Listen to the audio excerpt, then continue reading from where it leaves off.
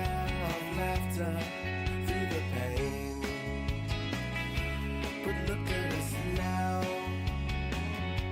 on a Sunday time. Have we seen our finest hour? Good times surely will come. All I know is people talk without listening. What I'm saying is life's too short to live in these extremes. Have we seen our finest hour? Good times surely will come. And all through the night I wondered and waited. Fake news. Boston wrestling is fake news. Divided we fall to wait here for you, holding it together, just like a desert flower, waiting on the rain to come. And all I know is annualized confusion. And what I'm saying is you don't realize what this means. Have we seen our finest hour? Good times surely will come. Just like a desert flower, waiting on the rain to come. Hi, this is WWE Hall of Famer Tony Atlas, and this is my first time doing this. I feel real good about it. I got a helper here, Larry Hunter, and then I got Monty on the other line, and when I run into trouble, he will help me. Like I said, this is my first time. You can see I'm at my heart. I got my favorite girl, Chana, right here beside me. Got me press slamming somebody, a little action figure. So we're going to start this off. Now, in school, one of the things that I would really, really like to do is because of I live in America, and I'm very proud of being in America, and I miss the USA. So I'm going to start off like this. I pledge allegiance to the flag of the United States of America and to the republic for which it stands, one nation, under God, indivisible, with liberty and justice for all. God bless the USA. Now, a lot of people over the years, I'm sure y'all hear a lot of stuff about wrestlers. But I was just talking to Larry and Marty the other day. I said, I read some stuff on the paper about guys that I traveled with, like Ric Flair and Wahoo McDaniel, Klondike Bill. And I never knew much about them until I went to WikiLink and found out stuff about them. But I don't want y'all to go to WikiLink to find out about me. Now, I was born in a little small town called Clifton Forge, Virginia. And I don't remember much about my childhood in Clifton Forge, but I do remember that I grew up in a town called Lowmore, Virginia. Now, Lowmore was a small town between Covington and Clifton Forge. It was 8 miles from Covington, and it was 4 miles from Clifton Forge. We live in a little, in the old days, you call them like a slave shack. I mean, it had dirt floors. You had wooden walls, and in the wintertime, we didn't get much snow up in the up in the hill. They call it the Allegheny Mountains. You got the Allegheny Mountains, and you got the Blue Ridge Mountains, and it was all mountain region. I mean, right on the border of. If you looked up on your map, look at Lowmore. It's right on the border of Virginia and West Virginia. So this is kind of like northern. Northwest Virginia, where I raised up at, where life at that time in the 50s and in the 60s was hard for everybody. I mean, I used to wake up at nighttime whenever it snowed and shake snow off my blanket because the snow would come through the cracks of the house. We didn't have running water. So what you had to do, you had to lower a bucket down in the well. The well sat out in the front of the yard, and you draw that water in, and that was the water you used to wash with and to drink with. Now, my mother had 9 kids, so you have what's called a foot tub. So you take that water, you heat it up on the stove. You heat that water. This is my neighborhood. You heat that water up on the stove. You dump it in, and you take a bath. Well, every one of my brothers always wanted to be the first, the first in that bath water. You can understand why. Because with 9 kids, by the time you got to that 9 kids, you were taking a mud bath. So if you're the first kid, then the only way you get fresh water, you got to draw more water, set it on the stove, heat it up, and pour it into this foot stub. Now, you know how all you guys, when you want to use the restroom or something, you just get up and just walk through the house or walk, down the hall and use the restroom. We didn't have that. We have what we call an outhouse. Now, the outhouse was set on the outside away from your house. You want it away from your house, and you use the house out. But at nighttime or in the wintertime, they had a slop bucket, as we call it, that was underneath the bed. And you take that slop bucket and you set on that bucket. You do what you got to do. In the morning, you got to go dump that bucket. That's how we used the bathroom when I was a kid. Now, one day, we used to play jokes on each other too. I got to tell you the jokes we used to play. My brother would go and kill a snake, and I'm sitting in the outhouse, looking around. You got to look for snakes when you live in Virginia. You have water moccasin, you have copperheads, you have snakes that would bite you and kill you. There were a lot of poisonous snakes down south. So my brother, they used to light, set something on fire and stick it underneath the outhouse, and smoke would come in the outhouse, and they would lock the door from the outside where I came at, and they holler, fire, fire, and I'm banging on the door, I'm trying to get out, with my pants halfway down to my knees. That was another joke. Sometimes they would catch a snake and they would kill it, and they would throw it in there and shut the door on me real fast. Jump up there. So, but we had fun teasing each other. Well, one time I did something that was not a joke. It was an accident. I got up. I had to go to the restroom real bad. So I got up and I kicked over that slop jar. And everything that was in it, from all the kids, my grandmother, my mom, just went everywhere. It was all over the floor. My grandmother never got mad a day in life, was mad at me that day. She said, boy, if you don't get up there and clean that mess up, you better. I'm going to tear your hat all to pieces. If you don't clean that up, boy, you get up there, you clean that up right now.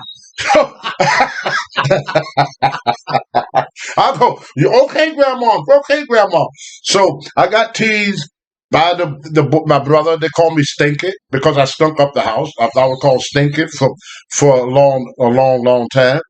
Then I remember one day, I never saw my father yet. And I think I was around, oh my goodness, how old was I when the first time I saw him? I'm just making a guess here. I want to say I was 7. The first time I saw my dad.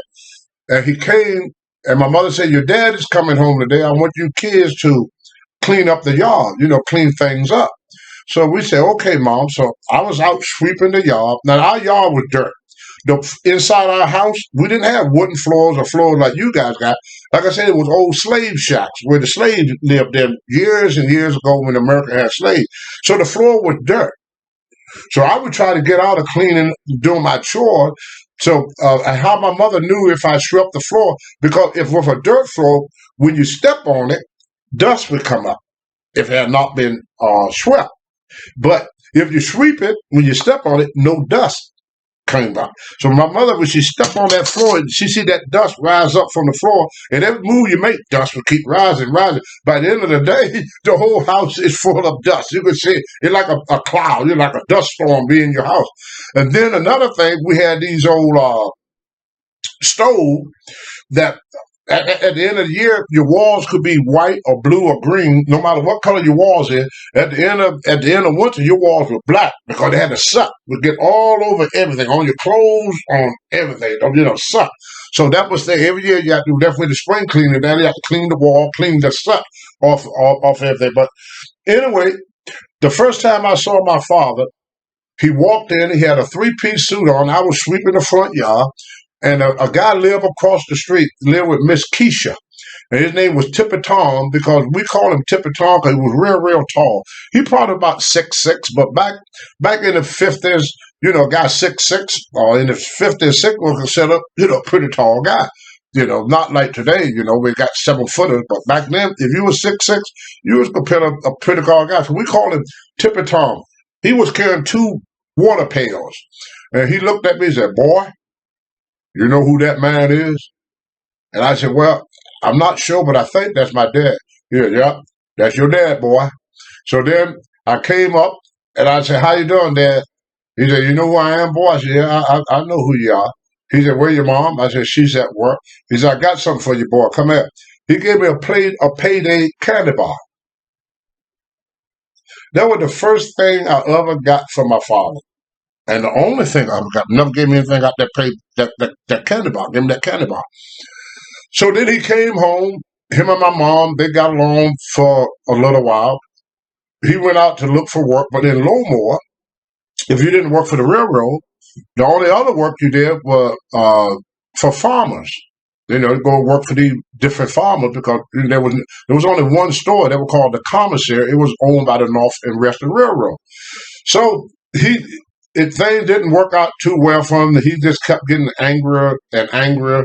So he tried to make the best of it. So I remember one day he gonna plant a garden. So me and him, we went way out. We dug up. We didn't have tractors or cultivator stuff. So we used a pick, a rake, and a hoe. We did it all manual.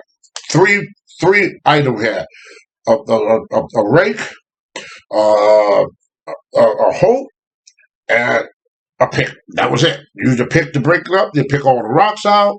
Then you use the hoe to make the rows and everything. And you smooth it out with the rake. And then you cut your trenches. You plant your stuff. Well, anyway, we had a cherry tree sitting there. So I said, oh, that's pretty nice. Them cherries look good. I ain't eating all day long. I'm going to go get me some cherries. So I walk across my dad's garden to get these cherries. So when my dad came back, and he was drunk. I don't know where he get money for liquor from.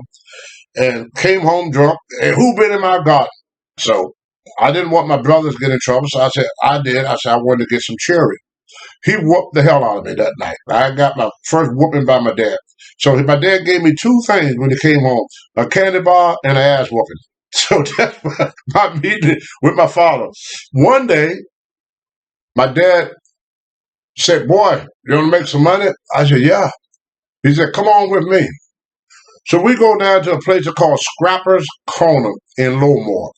People that live in that area, they know what I'm talking about, especially the older people. And what they do, the railroad men would gamble at this corner. See, they didn't have nightclubs and places like that for black people to go to, so you have to make the best of what you have. So they had this corner where all the black guys would hang out after work and everything. They stay there till 12, 1 o'clock in the morning, and they shoot dice. Dice was the thing. They're shooting that dice. So, and they have fights, stage fight, like boxing and stuff like that. So my dad said, you remember when I taught you how to hit a man? Because my dad had a belief. He said, if he ever hit you and you don't go down, he's going to walk around behind you to see what's holding you up. That was his. He believed, he boxed a little bit in the military. He was a cook in the military, but he was on the boxing team too. So he knew exactly how to where to strike that. Tell me to catch him right on that chin right there. You hit him hard, you get right on that chin. Forget about all this here. Don't hit him in the head. You're going to hurt your head. Catch him right on that chin. So I would try to put my weight behind and hit you right on that chin and knock you out. And then he told me I was going to fight this guy. And they bet some money. It was $5 on the table. Back then, for a black guy, $5, that was a lot of money.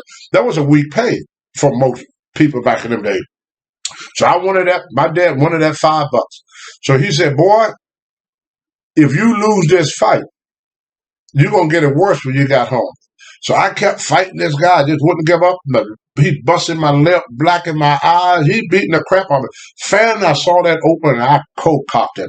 I saw his leg gives a little bit. And I hit him again. His leg gave some more. And then I just drew back, gave him everything out there. I dropped him. I was so proud of myself. I couldn't hardly stand up myself, I was sore for a week. My mother wanted to kill him for doing that to me, But anyway, he got his $5. Finally, one day, up to the last time I saw my dad. Can I cut in here? Yes. What did you get? Because you said he asked if you wanted to make some money. I didn't. Did you get any of that? Yeah, I got some fat back and some navy beans. You go out. See, back then we call it fat back. You see it now they call that salt pork, but they sell you a little bit of square like this now, and they want a whole lot of money. We get a slab was that big, and you slice it like you slice bacon. and you get that pork belly. We call all that fat back on even bacon is mostly fat if you stop and look at it. And they would slice it, and it would last you one time. And we fry up that fat back and put it in some them navy beans, and that's what I got off. I think you could get back in them days. Everything was sold by the bushel. There was no pounds. So if when you went and bought a ham, you bought a ham that had the tail on it and the foot on it. I mean, that ham was like this, not one of these little, y'all buy shanks, but we bought a ham. So when you bought ribs, you bought the whole side of a cow. You know, it wasn't like what you get now. And when I buy veggies, you got a bushel basket. And they full the bushel basket up. So finally, the last time I saw my dad, he came home one day drunk. And what he did, he went to my mother's job and got her a check. And my mother said, "Have you seen your dad?" And all of them go, "No, ma'am. I didn't see my dad." So finally, my dad came home drunk. My mother said, "I want y'all kids to go in there and make me a fire." So we had this big wooden stove. We started throwing wood into this wooden stove, getting it nice and hot. The stove got hot. We said, "Mom, the stove hot." She said, "Not hot enough, not hot enough. More. Mom, it's August. We're sweating." We said, "Mom, come on. Do what I say, boy. Don't let me tell you again." My mother always said that. "Don't let me tell you again." We knew once she said that, she won't tell you again. The next time she tell you, you with that switch. You know, my mother was not, how you say it, there was no democracy. You want democracy? Don't live in my mother's house. Dictatorship. That was it. You know, she was Putin. My mom was every bit of Putin. Yeah, none of that stuff we do over here. We pay my mother. While you under my roof. But anyway, we got that stove as hot as we could get it. And they said, "Okay, you kids go on outside." Here come my dad, drunk, cursing, and everything. Now my dad was a tough guy. You know, he was part Scottish, and part black. And he was couldn't nobody in town beat my dad. Couldn't nobody in that whole town beat my dad. And my mother knew what a good fighter he was. He was a hell of a fighter. He was known for his fighting. That was his reputation in the neighborhood. Fighting and womanizing. That was my dad. Good fighter and a womanizer. So my dad came home. My mother said, "You kids going out in the yard and play." So we out there on the porch, and we scared to death because we think Mom gonna beat up my dad. So all of a sudden we hear some rumbling, and we thought my mother, and my brother Noah said, "Let's go get him. We all gonna jump on my dad." All of a sudden I hear my dad screaming and hollering. I go, "Holy Christ!" So we open up the door. My mother had grabbed him by the back, grabbed him by the leg, picked him up on her shoulders like this, and set his butt on that hot stove. She got it. We have to get Mom off of him. "Mom, you gonna burn Daddy up? Daddy on fire!" And when your mama got to go to that well to get water, they ain't like you go to the speaker, turn the water off. My dad took off running. Now here come my mother right behind him. We didn't know she had this. She went under her mattress and pulled out a Smith & Wesson 38 with a long-ass barrel. Then we hear bang, bang, bang. We said, "Oh, Lord, Mom just killed Dad. Dad is dead." My mother come back in the house and said, "Your father is the luckiest man in the world that bullets cannot turn corners." I didn't see my dad no more until I was 21. Never came back out there. My mother gonna bust lead in my pops now. I'm surprised. Man. Yeah. See, this was what life was like when I was a kid. See, I say this, a lot of people, 75% of black kids grew up without a father. So my mother said, "Son, now that your father is gone, I have to be both father and mother to you." Now, it's a father's job to teach their kids how to protect themselves and how to be self-sufficient. That's the father's job. Mothers too, but more the father. So I remember one day, my brother Walter, he's still living in Rhode Island. He could tell this same story. This guy named Buzz Sawyer jumped on Walter. Walter was probably about 6 or 7. We kids. None of us were 12 years old then. We was all, between the age of 5, 10. And my mother said, "Look, I can't be here every day to protect you boys. Y'all got to learn how to protect yourself." So My mother said, well, where is he? And he had a father that had one leg. I think they were John Thomas or something like that, had one leg. And my mother said, you kids come with me. I'm going to teach y'all how to protect yourself. So she took us down to the creek. The creek had dried out with nothing in there but rocks. She said, get them water pails and fill these water pails up with rocks. So we got them water pails, fill them up with rocks. She said, don't make it so heavy where you can't carry it now. But you want to have enough rocks in there. So I get the rocks and we walking behind my mother and everything. And we think mother going to kick his butt. So all of a sudden we saw John Thomas walking with his crutches, walking with his crutches. So then my mother said, okay, rock him. I said, what? Rock him. What do you think? Take a rock and throw it, hit him with them rocks. So all of us kids started throwing rocks at this old man, and he's running down the street with them crutches like this, and a bunch of little kids running behind him, and we rocked the hell out of that old man. He ain't messed my little brother up. And then his son, who was probably about 18 or 19, he gonna get involved in it. My mom getting in her car. She had a 1949 Chevrolet, what do you call it, halfback, where it came straight down like that. So with this old abandoned church, and my mother chased him, trying to run him over with the car. He run inside the church. My mother drive the car up the freaking step through the church after him. Big B drove that car up the freaking step, through the freaking door, right after the sun. So my mother, when he ran out the other end of the church, the car came out behind him, like what you see in a freaking movie or something. Cracked her windshield and every damn thing. So when he came to the side, my mother said, don't let him get away, rock him too. So we started rocking him too. So that's how my mother taught us how to protect ourselves. If you mess with us kids, you're going to get rocked. We didn't have no guns or knives or nothing, but we fist fight every day. I remember the first time I got in a fight, this guy named Ursa Golfer. Now I was probably about 7 or 8 at the time. Ursa was probably about 15 or 16 years old. He was about 10 years older than me. He was like a bullet guy. He was probably about 5'10", maybe 6 feet. Great basketball player. Light skinned guy. One of them real bright skin, kind of like Ernie Ladd. Real light like Ernie Ladd. So anyway, we got into it over ice cream. There was this guy across the street would take and make his own ice cream. Had an ice cream turner. We'd put the salt and all the stuff in to make the ice cream. And so he had one ice cream left. So he gave it to me. Roger Ursa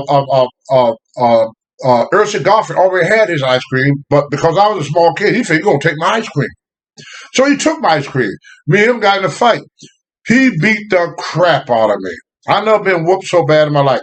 So I went home and my mother saw me, busted nose, black eye, lips, my head looked like a Hershey bar, had so many knots on it. So my mother said, what happened to you, boy? I said, well, I got in a fight. She said, with who? I told her who I got in a fight with. She said, did you win? I go, no, ma'am. Did you run away? I go, yes, ma'am. She said, come on with me, boy. So my mother take off walking. Boom, boom, boom. Now remember, my mother was 5'8", 300 pounds. They used to call her Big B. So Big B took off. Come on, no, come on with me. Boom, boom, boom. That's how she walked. Boom, boom, boom, boom. In fact, I walk just like my mom. If you ever met my mom, everybody would say, that boy walked like his mom. When you see me walk to the ring, that's how my mom walked. Vince McMahon is imitating my walk now, which is my mother's walk. He don't know he's walking like my mom. Every time he go down the ring, I said, look at him walking like my mom, because I walk like my mom. So anyway, when we get to the garden, my mother said, where's that boy that beat you up? I said, that's him. She said, you mean that old tall high yaller? We call him high yaller, which really means mulatto. I said, yes, ma'am. She said, get him. So I looked at my mom, he just beat me. She said, I don't care. You go out there and you fight him again. So I ran out there and I fought him again. He kicked the crap out of me again. So my mother patted me on the back. You did good, boy. Now tomorrow, when you do the same thing all over again. What are you talking about, Mom? She said, I want you to keep fighting him until he quit. I said, Mom, why would he quit? He beat my butt. Finally, this went on for about 3 or 4 days. And one day I came and he saw me coming, and everybody said, oh, here come Tony. And they knew it was going to be a fight because my mother said, jump him every time I see him.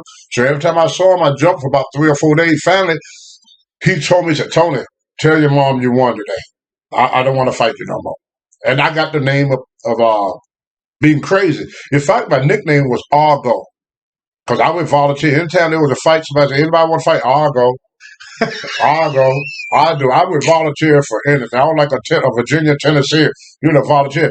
Believe it or not, I did that same thing. That stuck with me not only just in my childhood, but in my adulthood when I got into a scrape with Saito, Mr. Fuji partner. And me and him got a fight, and we fought for 3 or 4 days. Finally, Vince McMahon Sr. called us into the office, and he said, look, if you guys fight, the next time you guys fight, he said, Tony, I'm going to fire you. Saito, you going back to Japan. So if y'all fight again, you both are done here. This is not, I don't want no more fighting in the dressing room. And so that led into, my later years. Now, I remember one story, and I was around 6. I know I'm all over the place because this is my childhood. I hope some of y'all be able to follow me. We had a church. They had no playground, so we had a church that we would go to, and we played baseball, and we would do stuff. And like I said, when we worked, you didn't get money. Like you get there was what called horse trading. So if I go and help you pick tomatoes, at the end of the day, you give me a bushel basket of a tomato.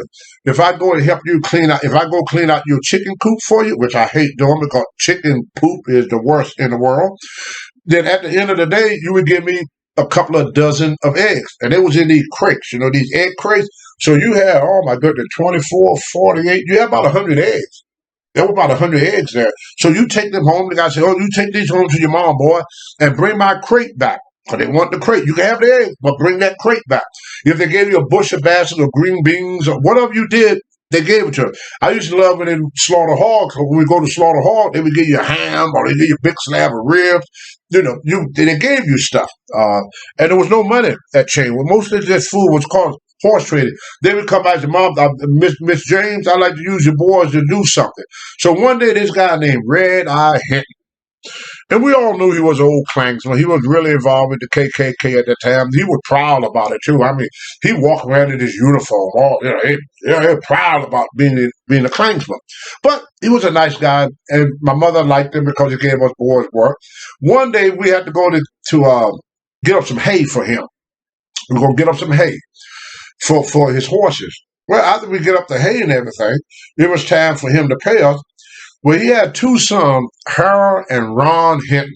Ron was okay, but Harold was a mean little son of a bitch. So Harold, he was hair lip. I don't know if y'all hear hair lip. I don't mean to make fun of nobody that talk, but I'm going to do it just so the fans understand what I'm saying. Harold would come and say, Hinton, you boys go ahead and get that hand up. You old stupid looking nigga, you. He all call me nigga all the time. You little nigga. Come on, you little nigga. Is that a cleft lip? Yeah. We call it hair lip. Yep. In the South, we call that a hair lip. Yeah, you little nigga. Move that hay, nigga. Come on, nigga. He kept on messing with me. So finally, it was time for us to get something. We don't move all that hay for him. The job was done. 7 o'clock in the afternoon, we sitting around waiting for Red Eye Hinton to come and give us something. Red Eye said, run them off. Run them niggas off my lot. So old Harold and Ron, they decided to throw rocks at us. So I remember my mom said, I had some rocks in my pocket. Now, I probably couldn't have done this again in 100 years. I just stopped, turned, and I threw one rock.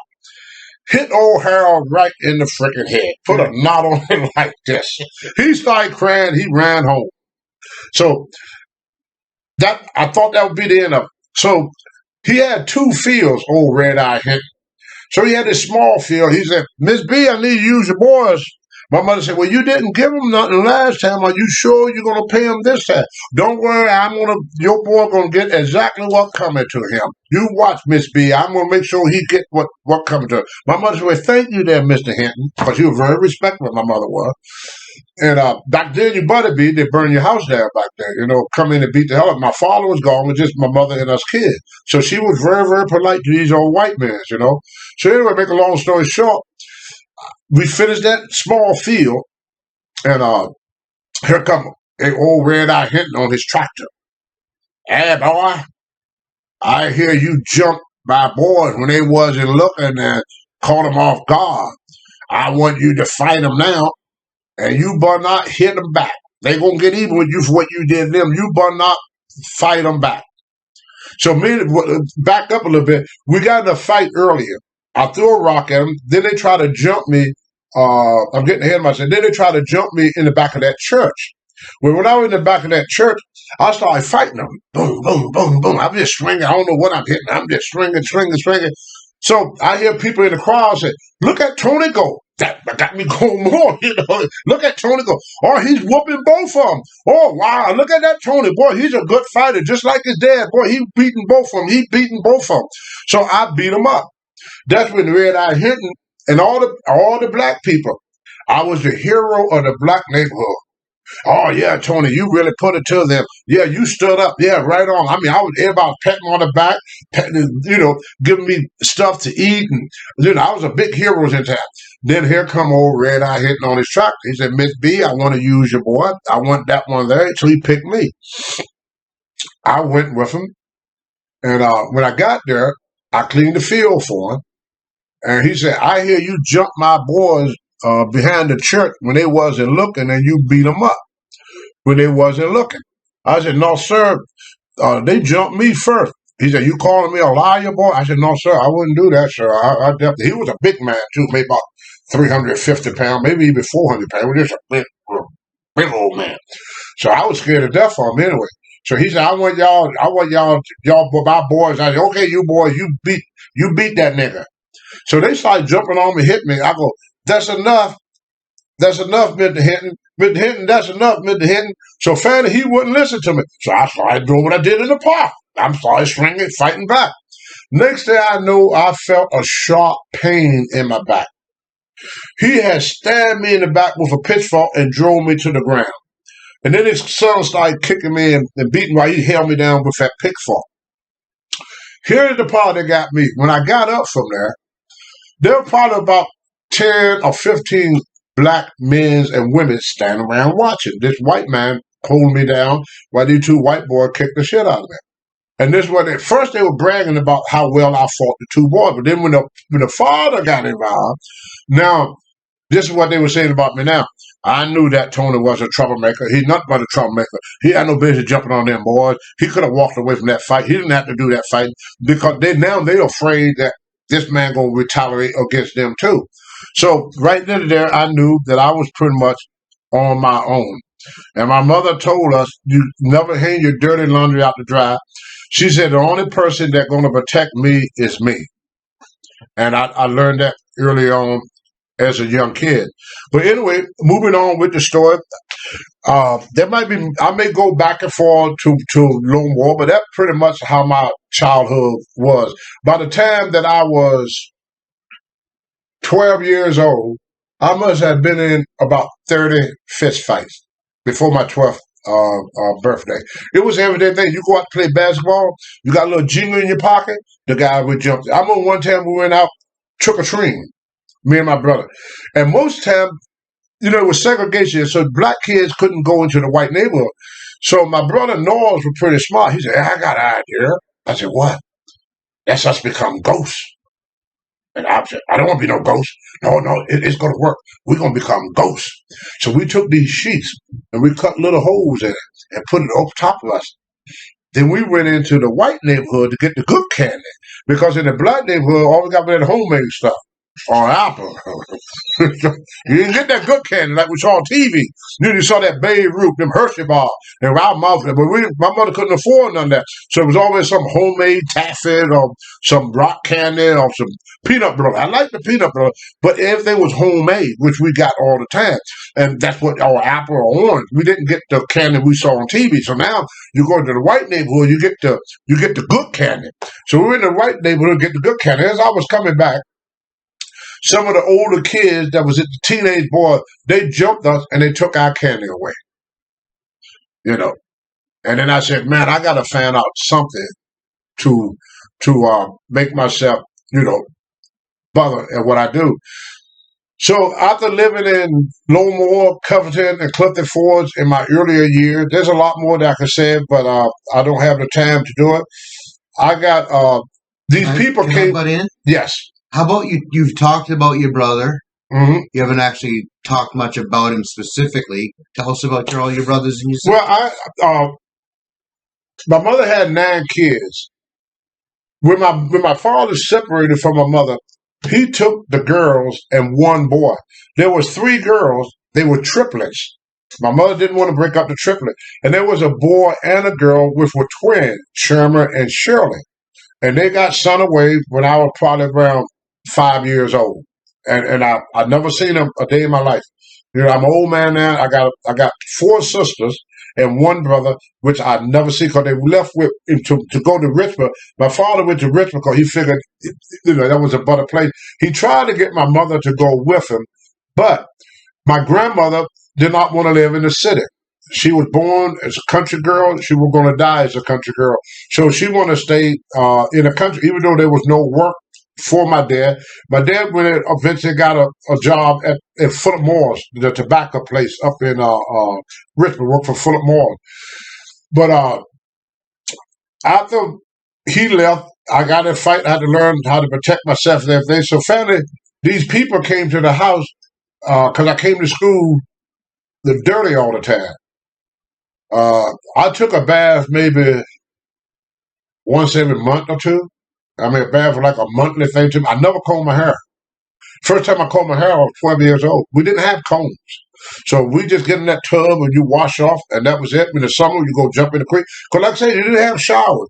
You had to haul that water from the well, heat it. You know how many buckets you had to dump in that tub to fill up that tub? You had about 10 buckets you had to before, and then after 3 people, it ain't water no more. It's mud. You're taking a freaking mud bath. You're more dirty going in than you coming out. That was life, not just for black people. It was just life for a lot of poor people, white and black, Jewish, Indian. No matter what you were, that was life in Roanoke for a lot of people. So they sent me to this place. They called the Virginia Negro Baptist Children's Home. And that's really, where my development came. This was life at the Baptist Children's Home. You get up at 5 o'clock in the morning. At 6, you got to feed all the animals and let the cows out to pasture, slop the hog, feed the chicken, feed the horses, the mules, whatever animals they had. They had horses, mules, and animals. It was called the Virginia Negro Baptist Children's Home, and I think it was on Route Flat 5 in Chesterfield, Virginia. Chesterfield is up near Petersburg. It's on the outside of Petersburg. So you get up at 5 o'clock in the morning. At 6, you feed up. They call it feed up. At 7, you have breakfast. At 8, you're in the fields working. We haul putwood. We worked in the field. They had 600 some acres of farmland, and you did farm work all day long. And at 11 o'clock, was it 11? Yeah, 11:30 to 12:30, you would have lunch, and then from 4:30 to 5:30, you would have dinner, and then at 6, you would feed up. And the thing about cows, every day I went to this and told him, go get the cows. And we must have had about 20 or 30 heads of cows there. So he said, go get them cows. I would walk to the field. The cow would see me. They started coming on their own. They just knew it was time to come home. They would just leave the field and start walking back to the pen all by themselves. All they had to do is just walk out that field, and the cows would see me, and they started coming. They just knew it was time to go. Another thing I learned at that place, I had a dog named Duke. He was a puppet. And the guy that ran the place was Mr. Garden Harris. I said, Mr. Harris, can I keep that puppet? They said, well, his mother died, and we were going to give him away to, one of these places where they would send dogs and stuff, because can't feed. I said, I'll take care of Mr. Garden. So he said, you sure it's a lot of work? I said, yes, sir. He was a boxer. It was brown and white boxer named Duke. So me and Duke was the best of friends. I mean, Duke went everywhere with me. I mean, I tried to get him to sleep with me. I used to slip him in slip him in the dormitory late at night. They could see old Duke that I got in trouble for bringing Duke in the house and all this and that stuff. So I would take Duke everywhere I go.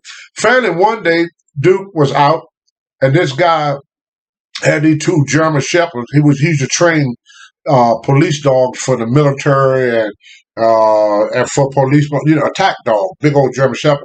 Where Duke got in a fight with both of them, and they bit a big plug out of his hip, and Duke died. And after Duke died, it broke my heart so much. I never got another dog. I just couldn't have another dog. Then we had a bull named Twinkie. See, all these animals we have, they were what called Black Angus. They had no horn. They were Black Angus. And Twinkie looked like Andre. He was a huge bull, And at nighttime, he used to break out all the time. So finally, what they had to do with Twinkie, I remember getting up at 2 o'clock in the morning. We had to take a rope and put it around his back ankle and trip him so he go down. And they put a big ring in his nose. The other way, at night they could tie Twinkie up so he don't get up. Because once they got it on that, all the other cows would follow him and they get hit by a car or something. So they had to put a ring in it. Then we had a mule named Tom. And I want to tell y'all something. I am dumber than a mule. The first time Mr. Harris told me, he said, Tony, I want you to go get Tom. We got to do some cultivating today. We got to plow them field. We didn't have tractors then. We had one tractor, but we still used the old mule. So I went to get old Tom. Tom was slew-footed because they didn't have no horseshoes. Slew-footed meaning the foot, his hoof would turn up. Like that slew-footed, they call it. And you had to clip them. They had a thing that would cut the hoof because they would just spread out, And so Tom was smart. He knew that we were going to make him work. He didn't want to work. So one day, they told me, said, Tony, I want you to go get Tom and put the blinders on. The blinders, two things you put like that. Put them blinders on old Tom. So I said, okay. I didn't listen. Hard head make a softer head. I got a whooping for not doing that by Mr. Harris. But anyway, make a long story short, I hook up the singer tree to him, hook him up and everything. And if I bring Tom out the barn, Tom started limping. He's limping. Mr. Harris saw this, put him back in the barn, get Susie Q. Susie Q was a red mule, but it was a female mule, but Susie Q would run with that plow. She wasn't mature yet, she was a young mule, so you hook the plow, and she would run with that plow, the hell of a working mule. Tom be limping. So at the end of the day, we're going to put Susie Q up. Mr. Harris said, Tony, come over here, I want to show you something. So I look out in the field, here's old Tom walking around. Nothing wrong with him. Tom turned his head and saw us. Tom go. He's selling. When he saw us, he went right back to limping again. Ain't nothing wrong with Tom. I said, man, I thought mules were stupid. He said, no. He said, horses are stupid. You hook a horse up to a plow, up stump. He would pull till he kill himself. He ain't got sense enough to stop. A mule would pull a little bit. And if he don't hear that popping in that wood, or if that don't start to move, he stop. He ain't gonna move until you dig around that stump a little bit. And once you start to dip, he say, "Help here, mule." And he try again. If you don't hear that wood start popping, he stop again. You pull right there, and then he pull, and all of a sudden he hear that popping, and then he dig in there, cause he know he could do it. And boy, us kids, you get excited. All right, Tom, help me, Tom. Look at you. So Tom started digging in, and we get a holler, and Tom dig in, and when we finally get that stump out, we celebrate, and that damn mule celebrate too. He's happy. Started fighting in the cattle. That's what old Tom would do. Then we take him out the barn, we brush him down. He's happy as hell. Another time, I went to get old Tom. Tom got between me and the wall. And I'm going to put them blinders on her. Tom just did this to me. And laid on me. It's like that. Now, Mr. Harris, everybody said, where's that Tony? Well, he's ducking work again? He's ducking work again? They said, no, Tom won't let him out. So they had to call him, get over there, Tom. Start hitting Tom on the ass to get him off it. They said, don't you ever get between you and old Tom with that wall. Say, Tom's going to outsmart you every time. You don't have to say something from you, boy, which I didn't. So these were some of the stories. Another thing that we did at the Virginia Negro Baptist Children's Home was fight. They would draw a circle. You have a disagreement with someone. They would draw a circle in the dirt.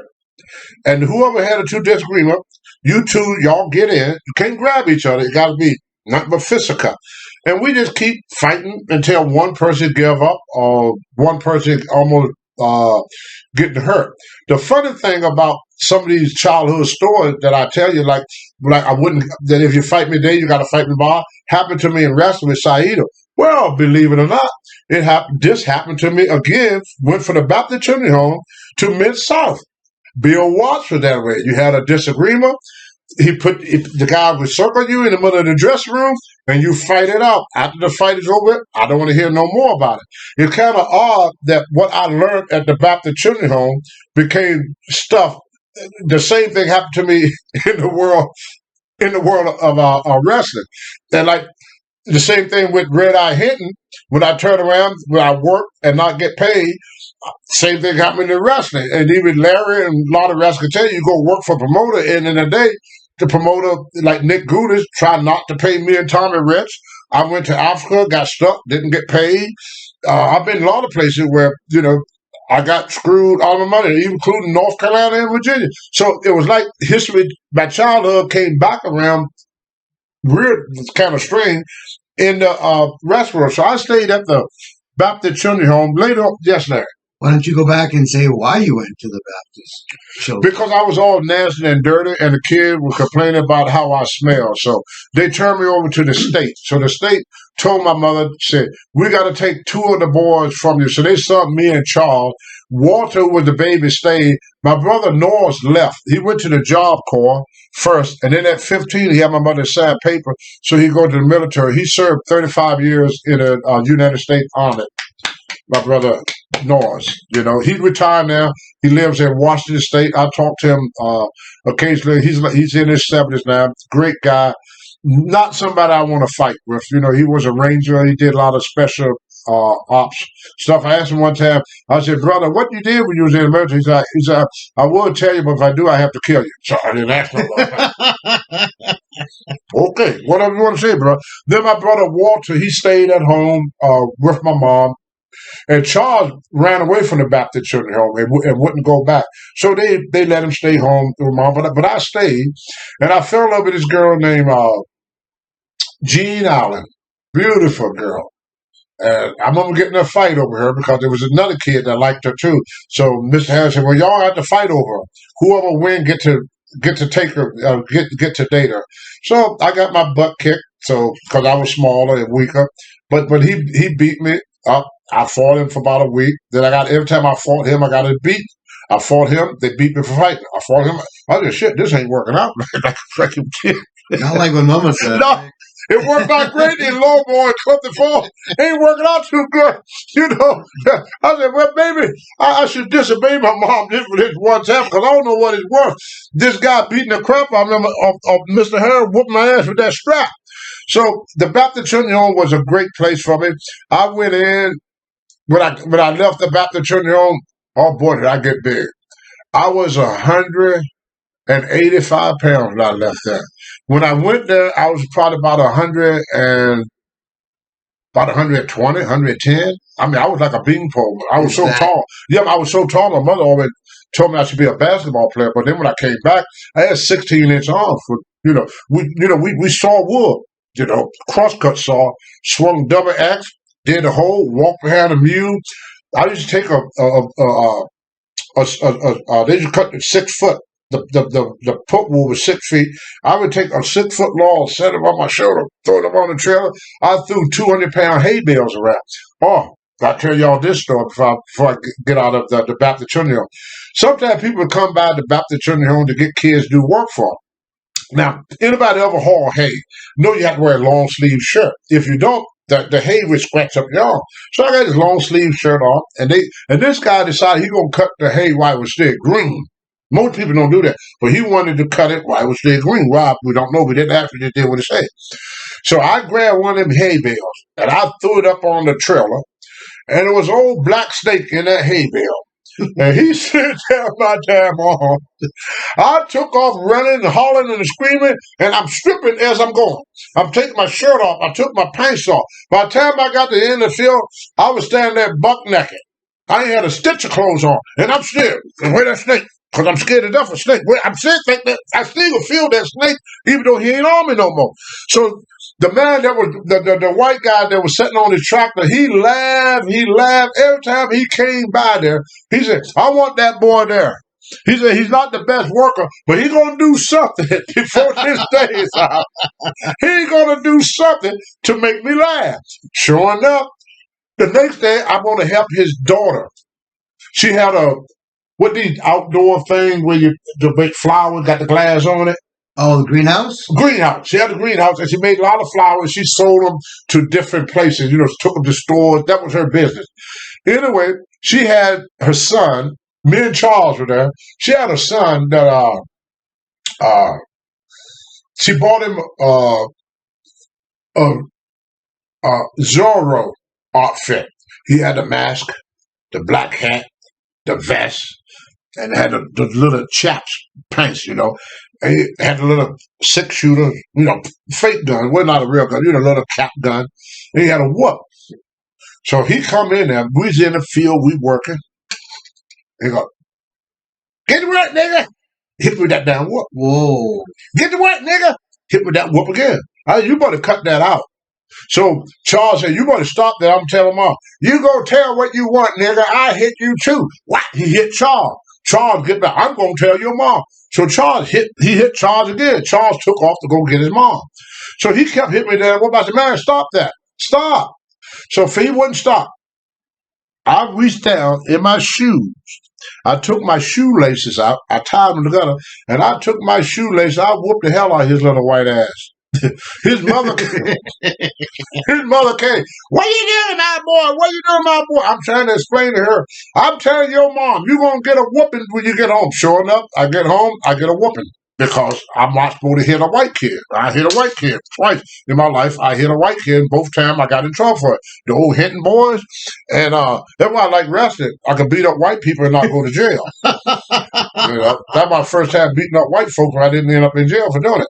But that's what's life, the way it was when I was a kid. There's a lot more to tell about my life. But then I came home for the Virginia Negro Baptist Children's Home. I came over to Virginia Baptist Children's Home, and my mother had moved from Covington. Oh, there's one thing that I want to tell y'all. I got just a few more minutes on this segment.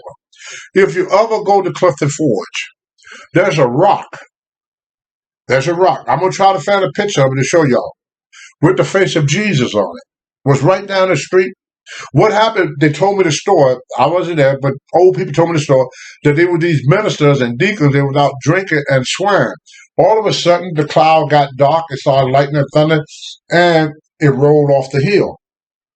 And when it rolled off the hill, they picked it up, they put this rock on top of another rock, automatically water started coming out of this rock. It's right there today. I took a picture of it probably about 5 years ago. Got the face of Jesus on it. Nobody carved it, and water is coming out. They try to cap it off, and it can't. They try to move the rock, and it can't. That's why I believe in God, because I tell you, I got to tell this story before I end this segment. A guy named Jerry Hayes, me and him and a girl was walking. He liked the girl. I didn't know it. The girl liked me, but she didn't like Jerry. So what ended up happening, if y'all look close, you see it's a dent in my head right here. There sure See that dent? See that dent? And then you see me, I got a crack to go across here.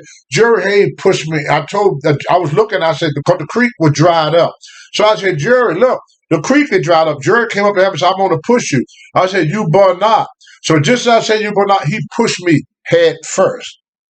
I fell, cracked my skull, and my skull. You could move my skull just like this. I go home to my grandmother. My mother was at work. She said, "If you pray to God, He would give you what you want." So I asked God to be strong like Samson, built like Hercules, and have a lot of friends and money. I became United States bodybuilding champion, one of the strongest men in the world, and a wrestling star. Everything I asked for in that prayer came true.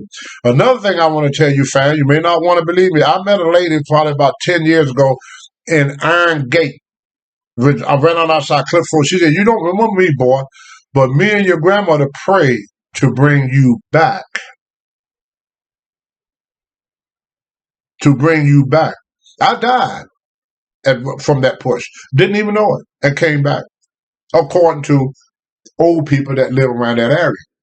So that's why in that area they always call me the gifted one, because I faced death when I was 6 years old. He pushed me in that creek, put that big dent in my head. His name was Jerry Hayes, and everybody around that area, though, they thought I was dead. Everybody thought I was dead. My grandmother got me to pray with her. I got down on my knees. I prayed my grandmother to be strong like Samson, built like Hercules. And the reason I say built like Hercules, because Samson, according to the Bible, did not have a built. He looked like a normal man. In fact, he was very deceiving looking. He looked like a weakling, a wimp. He looked like Pee Wee Herman, according to the Bible. Hercules was a gladiator, was built up and was built, and a lot of friends. I became everything. When I graduated from high school, I graduated with the same clothes I started school with, and a year later, I was making $75,000 a year. 1 year after I finished high school. So this is pretty much some of my life when I grew up to be a professional wrestler. Later on, I'm going to get into how I got my start from uh, wrestling and how I got started in weightlifting. We still got about 5 more minutes, Tony. Yes, I got 5 more minutes to talk to y'all, and within them 5 minutes, I just want to say this. First, I want to thank Marty and the Pharaoh for giving me and Larry this opportunity. Like I said before, this is my first time doing this. And I know a lot of wrestlers that helped me. A lot of people helped me along the way. And I like to use this broadcast not to blow my own horn, but to let y'all know that in America, no matter how poor you are, you can be raised in a slave shack where you have to go and haul your water. You can have an outhouse. You can have a bucket underneath your bed. You can eat one meal a day. We were so poor that we used to wait till the end of the day when mother came home from work. My mother worked from 7 o'clock in the morning until 11 o'clock at night. Every time I see a 7-Eleven show, I would think of my mom, because then was her hour from 7 a.m. to 11 p.m. But at 11 p.m., I got my first meal for that day. And we were so poor, we didn't have dishes. So my mother would put newspaper on the floor, and whatever leftover they have for the place, she would dump them on that piece of paper. And we sat there, we had no silverware, with our hands, and we would eat just like this. And then we crawl underneath our bed and go to sleep. But my mother didn't give up on us. She stayed in there until we was all big, healthy, and strong kids. Her name was Miss Beatrice James White. My grandmother was Lelia James Caswell. My father's last name was Charles. My dad was Noyes. I got a brother named Noyes, a brother named Walter, and a brother named Charles that I knew of. I got a brother and a sister named Shirley and Sherman that I never met. I got 3 sisters that I don't know their names, and I never met them. So I've used this opportunity to bring to light some of the people from the beginning of my life up until where I'm at now. So y'all can kind of, when y'all see me more than just being, WWE Tag Team Champion Rocket Johnson and Mr. USA. We all know that about the wrestler, but have you ever thought about how did that wrestler grow up? And this is what I'm trying to do. I'm trying to let y'all know how I grew up. I grew up in poverty. I worked my butt off, and I believe in my country, and I believe in my God. So, Larry, anything you like to say to the fans? Thank the fans for this wonderful segment. Marty and the Pharaoh for giving us this opportunity. Tony, you've already said it all, man. They are here to listen to you talk. Right. You tell some great stories. I have been on the road with you for thousands and thousands of miles. And we sat and we talked about all these stories. We talk about these stories. We talk about this is the great. And when I hear them here, it's the same stories I've heard on the road for years, decades. When next week, after I left the diagnostic, I don't mean to cut you off, Larry. After I left the diagnostic center, we didn't even get into the diagnostic center. That's what I'm getting ready to tell the folks about. I'm going to tell the people about my life with the diagnostic center. and the comparison between that and the Virginia Negro Baptist Children's Home. And I want to talk to y'all a little bit. I don't know if I'll be offensive by doing it. A little bit about homosexuality. That's one of the things that I learned about at both places. I was not involved in none of it, but some of the things that I saw, and I've seen a lot of it over the years. I've seen a lot of stuff because y'all know I'm kind of goofy anyway. I like for women to step on my face. That's not the the most thing you want to brag about too much.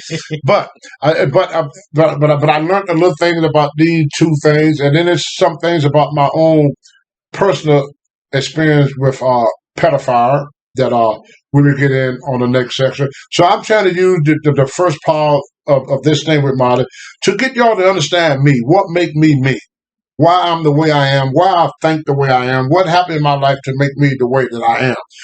What happened to you when you're young affects you when you're getting old. So a lot of things that, if you understand a person's childhood, you understand that person because we all raised with different experiences in life. And I'm going to try to share some of my experience. Some I'm very proud of, some I'm not so proud of because, none of us are perfect, and most definitely I'm not perfect. So I'm just trying to explain to y'all how I grew up and how life was, not just for black people, because everybody want to make everything black and white. We're all Americans. And poverty hit all of us. All of us get in fights. All of us get robbed. All of us get abused. All of us go through hard time, good time, happy time, sad time. We all do it. We're human. We live here on earth. We live in the greatest country in the history of the world. And once again, if it wasn't for Marty and the Pharaoh, I've been on a lot of shows. Everybody got a flow mat for what I need to talk about. With Marty and the Pharaoh, they said, Tony, you talk about what you want to talk about. This is your hour. You do it the way you want to do it. So, this is going to finish episode number 1. Number 1. Of Tuesdays with Tony. And like they used to say back in the old days, we'll see you again. Be there.